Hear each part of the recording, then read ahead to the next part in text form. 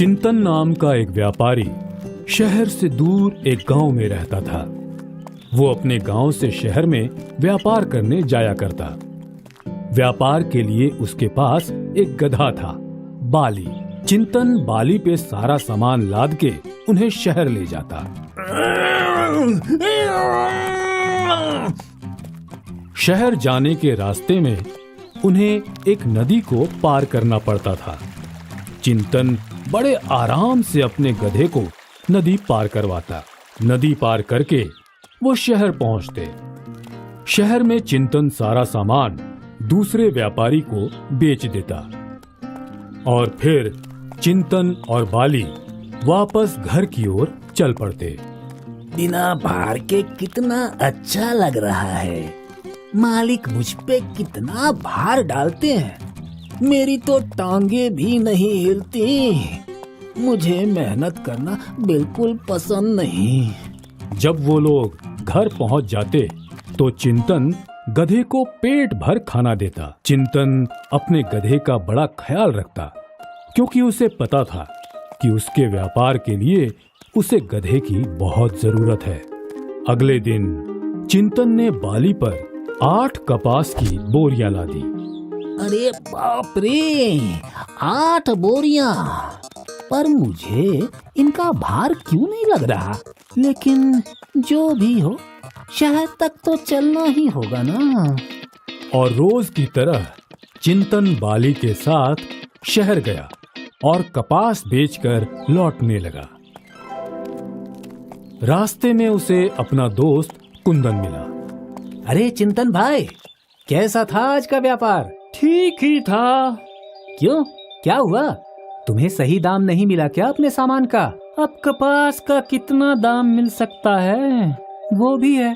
तुम नमक का व्यापार क्यों नहीं करते? आजकल शहर में नमक की बहुत मांग है और दाम भी बहुत अच्छे मिलते हैं। अरे वाह, ये तो बहुत अच्छा है। कल से मैं शहर नमक ले जाऊंगा। इन दोनों की बातें बाली सुन रहा था।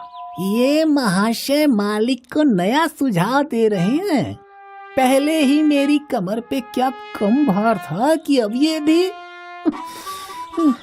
अगले दिन चिंतन ने बाली पर 6 बोरियां नमक की लाद दी।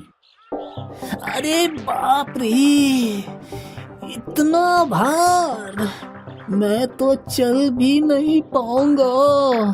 चिंतन ने बाली को खींचा, लेकिन वो फिर भी नहीं चल रहा था। तुम बहुत आलसी हो गए हो। चिंतन ने बाली को छड़ी से मारा। थोड़ी दूर चल के मालिक मुझ पे इतना भार डालते हैं और फिर अगर मैं ना चलूं तो मुझे मारते भी हैं। हे भगवान, मेरी मदद करो। मुझे इस काम और इस भार से मुक्त करो। वो लोग नदी के पास पहुंचे। अरे बाप रे, आज तो नदी के पानी में बढ़ाव है। मुझे बहुत आराम से नदी पार करनी होगी। बाली, आराम से। चिंतन ने नदी पार करना शुरू किया।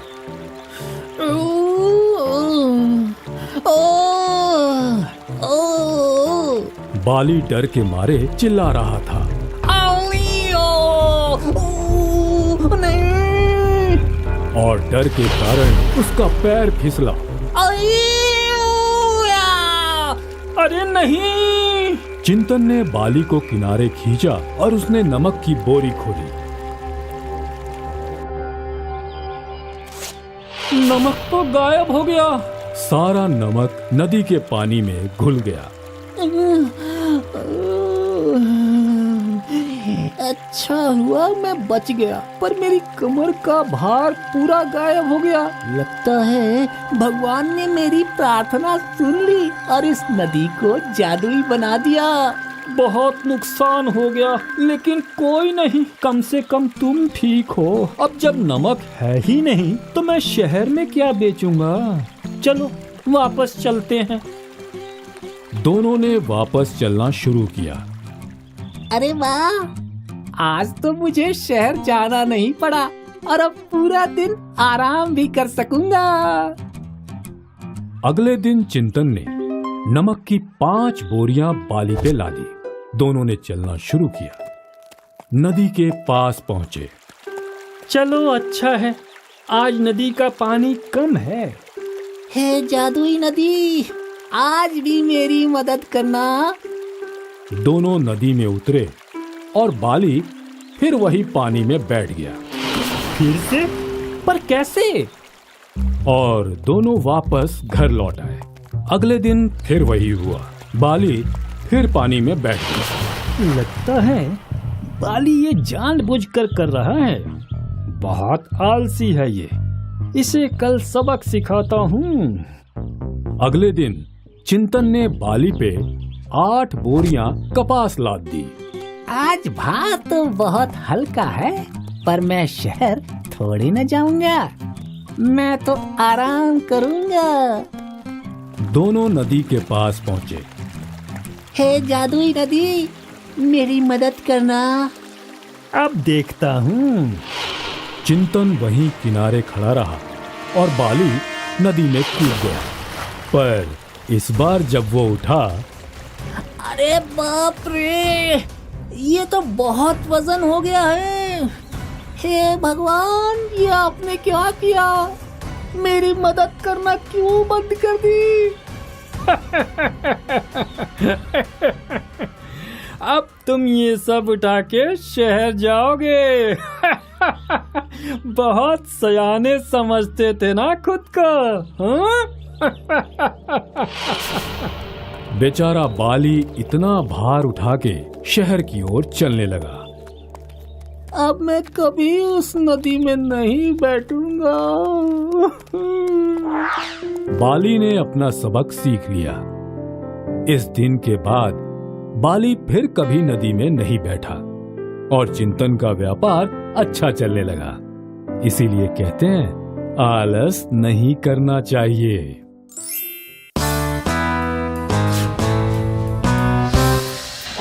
एक बार की बात है, एक धोबी का गधा था। वो दिन भर कपड़ों के गट्ठर इधर से उधर ढोने का काम करता। धोबी स्वयं कंजूस और निर्दयी था। अपने गधे के लिए चारे का प्रबंध नहीं करता था, बस रात को चरने के लिए उसे खुला छोड़ देता था। निकट में कोई चरागाह भी नहीं थी। शरीर से गधा बहुत दुर्बल हो गया था।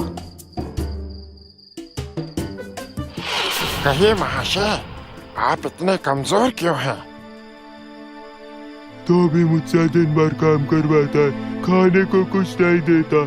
मुझे रात को अंधेरे में इधर उधर मुंह मारना पड़ता है। तो समझो अब तुम्हारी भुखमरी के दिन गए। यहाँ पास में ही एक बड़ा सब्जियों का बाग है। वहाँ तरह तरह की सब्जियाँ उगी हुई हैं। खीरे, ककड़ियाँ, तोरी, गाजर, मूली, शलगम और बैंगनों की बहार है। अच्छा, पर बाग के अंदर कैसे जाए? मैंने बाग तोड़कर एक जगह अंदर घुसने का गुप्त मार्ग बना रखा है। बस मैं वहीं जा रहा हूँ, साथ आओगे? नेकी और पूछ पूछ, तुम्हारा भला होगा। मुझे भी ले चलो।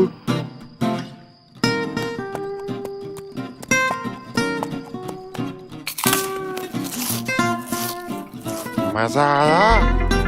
महीनों के बाद पेट भर कर खाना खाया। मैं तो तरस गया था। तुम्हारा ये एहसान कभी नहीं भूलूंगा। अब से मैं तुम्हारे साथ रोज रात को आऊंगा। गधा अब मजे मजे में धोबी के पास गया। वाह रे गधे, तेरा तो शरीर भर रहा है। बाल भी चमकने लगे हैं और चाल में मस्ती आ गई है। काम में भी फुर्ती आ गई है। कहाँ चरने जाता है रात में? मालिक, वो राज की बात है। आप तो बस काम करवाओ मुझसे जितना चाहे। अब मुझे आपसे कोई शिकायत नहीं है। बस रात को छोड़ देना चरने के लिए। हाँ हाँ, मुझे कौन सा रात में काम रहता है जो तुझे रात में भी बांध के रखूं? एक की जगह 10 खेत चर के आ, मुझे क्या। बस ध्यान रखना, अगर चौकीदार के हाथ लग गया तो बहुत मार खाएगा। आप उसकी चिंता मत करो, वो मैं संभाल लूंगा।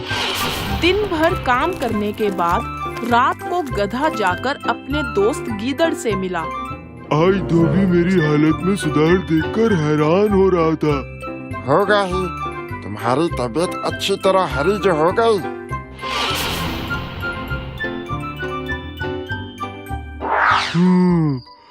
वैसे गीदड़ भाई, क्या तुम शास्त्रीय संगीत के बारे में कुछ जानते हो? शास्त्रीय संगीत? नहीं, मैं तो नहीं जानता। कैसे जानोगे? भला तुम्हारे खानदान में कोई गायक ही कहाँ हुआ है? मेरे खानदान में तो मेरे पुरखे में शास्त्रीय संगीत गाते आए हैं। गधे, मेरे खानदान पे क्यों जाते हो? मेरा खानदान गायक भले न हो, पर चतुराई के नाम पे सबसे आगे होता है।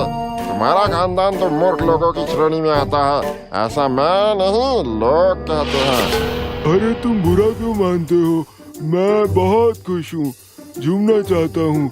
मेरा दिल गाने का कर रहा है। अच्छा, खाना खाने के बाद गाना चाहिए।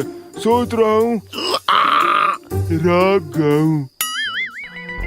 ना ना, ऐसा ना करना गधे। गाने वाने का चक्कर मत चलाओ।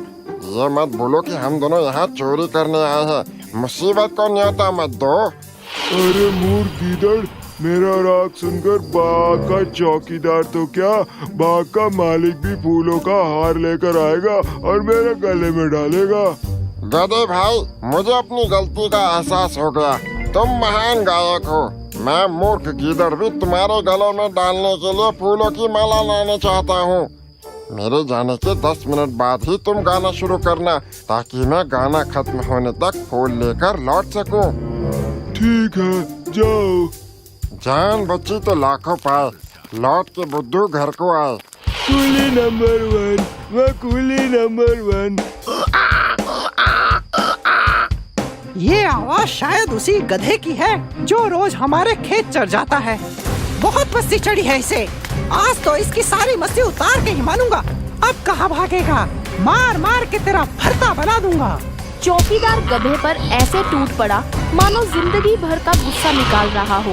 उसने गधे की हड्डी पसली एक कर दी। तो अब आप समझे, अपने शुभ चिंतकों की नेक सलाह ना मानने का परिणाम बुरा ही होता है। हाय, मैं हूँ शाइनी। अगर आप मुझे ऐसे ही देखना चाहते हैं तो इस वीडियो को जरूर शेयर करें और हाँ, इस चैनल को भी सब्सक्राइब करना ना भूलें।